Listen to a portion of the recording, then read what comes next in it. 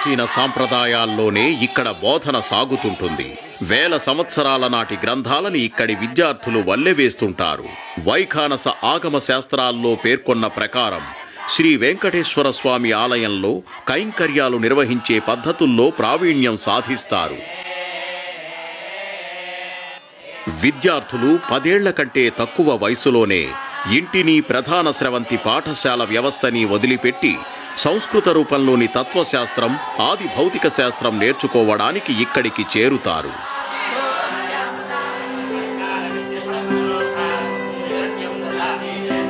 graduation తర్వాత ఈ విద్యార్థులు తిరుమల తిరుపతి ఆలయంలో విధులు నిర్వహించే 200